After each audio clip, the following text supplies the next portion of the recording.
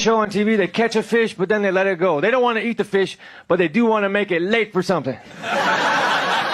Where were you? I got caught. No, you didn't. Let me see the inside of your lip. Black Friday. It's getting dark out there. Black Friday. You can't even go shopping the day after Thanksgiving no more. You can lose your life in the Best Buy. What? If I get squashed to death in the Best Buy on Black Friday, I'll be in heaven. I'll be so pissed at God. I'll be like... all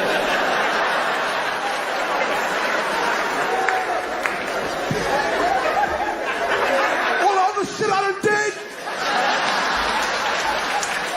I gotta lose my life because somebody decided to slash prices on a 27-inch Z-Net. Pissed. And I say, fine, pray for anything you want. Pray for anything. But what about the divine plan? Remember that? The divine plan. Long time ago, God made a divine plan. Gave it a lot of thought. Decided it was a good plan. Put it into practice. And for billions and billions of years, the divine plan has been doing just fine. Now you come along and pray for something. Well, suppose the thing you want isn't in God's divine plan. What do you want him to do? Change his plan? Just for you? Doesn't it seem a little arrogant? It's a divine plan. What's the use of being God if every rundown schmuck with a $2 prayer book can come along and fuck up your plan? And here's something else, another problem you might have. Suppose your prayers aren't answered. What do you say? Well, it's God's will. Thy will be done. Fine, but if it's God's will and he's going to do what he wants to anyway, why the fuck bother praying in the first place? Seems like a big waste of time to me. Couldn't you just skip the praying part and go right to his will? Think about it. Drinking water through a straw is the exact opposite of snorkeling. What? Think about it. You're using a straw to drink water from outside the glass. But if you were inside the glass, you'd use the same straw to breathe. I don't give a fuck. You're not gonna kill me, goddammit. Don't take no hour to get no goddamn nut. 3 minutes. Get it. Let's haul together. Ha, ha. Ha, ha. Ha. Fuck it. You know I ain't bullshit. Like we 21, 22 years old. That's when you young, you fuck all night. When you fuck from here to there, the mattress twisted and shit. Now I'm 41, you fucking one spot. Get it? 3 minutes? And we're looking at each other.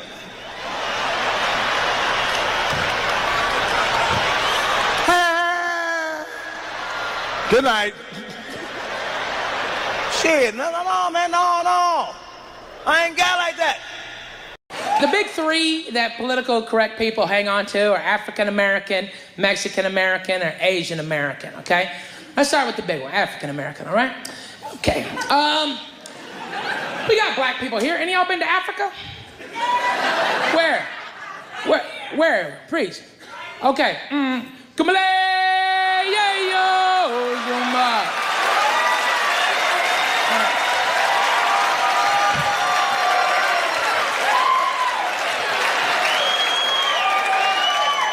All right, you might be African American. The rest of these people are black. Say we interview you. All right, yes, that's a sometimes useful exercise. Please put your hand down. Go ahead. How much money do you make a year before taxes? Okay, I'm actually not comfortable answering that. Come on! We're doing the interview now, not you. Okay, here's a shot out of a cannon. Oprah, Barbara Walters, your wife. You gotta fuck one, marry one, kill one. Go! I think we're done here. Thank you. You know when you go to a restaurant on the weekends, it gets busy, so they start a waiting list, they start calling out names. They say like, Dufresne, party of two. Table ready for Dufresne, party of two.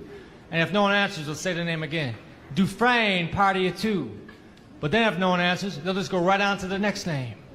Bush, party of three. Yeah, but what happened to the Dufresnes? No one seems to care. Who can eat at a time like this? People are missing. You people are selfish. The Dufresnes are in someone's trunk right now with duct tape over their mouth. And they're hungry. That's a double whammy. We need help. Bush, search party of 3. You can eat once you find the Dufresnes.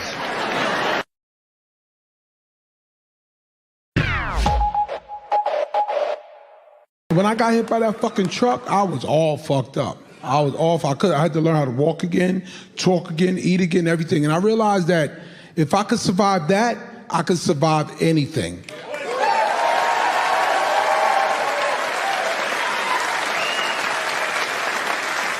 Boy, was I fucking wrong. After that, I got hit by a pandemic, divorce papers, and child support. And all 3 of them shits is worse. Every good finger blast I've ever heard of. Old school, E.T., cops and robbers, shotgun, Chinese finger torture, cigarette machine. They like that one, don't they, fella? Cigarette machine. Oh, look for change in the payphone. Look for change in the payphone.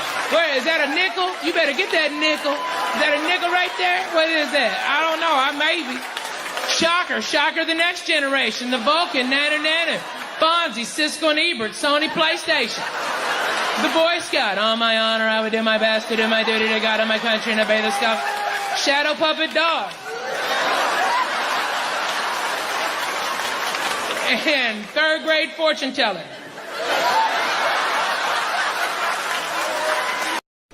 You must be Doc Holliday. That's the rumor. You retired too? Not me. I'm in my prime. I started bullshitting myself when I got to my 40s. As soon as I was in my 40s, I'd look in the mirror and I'd say, well, I guess I'm getting older. Older sounds a little better than old, doesn't it? Sounds like it might even last a little longer. Bullshit, I'm getting old. And it's okay, because thanks to our fear of death in this country, I won't have to die. I'll pass away.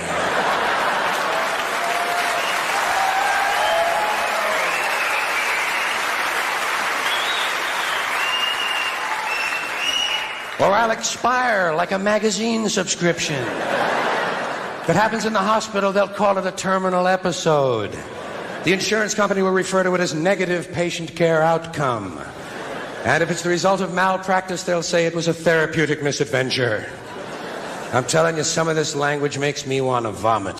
If you a grown motherfucker and you get killed, and you get killed by a tiger, and you get killed by a tiger in a zoo, and you get killed by a tiger in a zoo in San Francisco, I think God's will has been done for your life. I think that's exactly what was supposed to happen, and I think he wanted me to laugh about it a whole lot. That's what I think.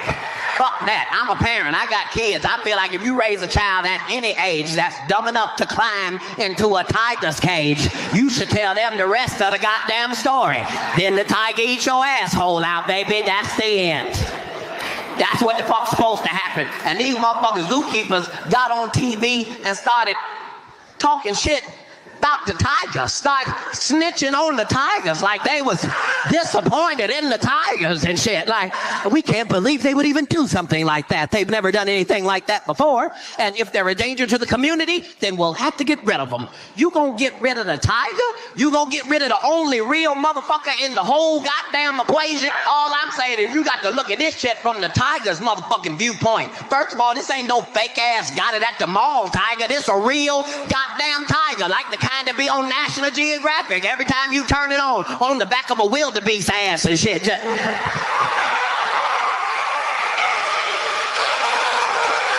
Wildebeest don't even be dead. I'm not even dead, chap. I don't give a fuck, bitch. I'm hungry now. I was at a casino. I was standing by the door. And a security guard came over and said, "You're going to have to move. You're blocking the fire exit." As though if there was a fire, I wasn't going to run. If you're flammable and have legs, you are never blocking a fire exit. The first Mexican I met was in 1982, June 17th, glorious day. I got a knock on the door, and there's a little Mexican fella with his hat in his hand saying he'd mow my yard for $10. And I'm like, goddamn right you will. All right? You come and do it next week, too. And Why not? My mom paid me $20 to do it, you know? Figure I give him 10, I made 10. Now I'm a supervisor. This is awesome. A brand new Secret Service agent is assigned to Donald Trump, and on his first day of security detail, he's leading the president past a crowd when he spies a man reaching into his jacket and pulling out a pistol. He grabs Trump by the shoulders, staring at the would-be assassin, and yells out, "Mickey Mouse!" The assassin is so confused by this outburst that he hesitates for a few seconds, giving the rest of the security detail time to rush in, dogpile, and arrest him. The new agent is taken back to headquarters for debriefing. His superior shakes his hand, says, "That was amazing work out there. Very quick thinking. But I have to ask, what made you think of saying Mickey Mouse?" Blushing, the agent looks around, making sure no one else can see or hear him. "To tell you the truth, sir, I got a little flustered in the heat of the moment and misspoke. See, I meant to say Donald Duck." You know what I hate about drugs? I hate when like people my age and older get hooked on crack. I hate that shit. You're too old to be experimenting with the drugs at a certain point. You should be past that. You ain't doing it by a certain point, you just miss it. Drugs are really for old people anyway. You 75, you've earned the right. Shit, if I was 75, I'd do coke, heroin, everything. I wouldn't give a fuck. I'd be walking down the street, they'd be like, "Boy, that old man is tripping."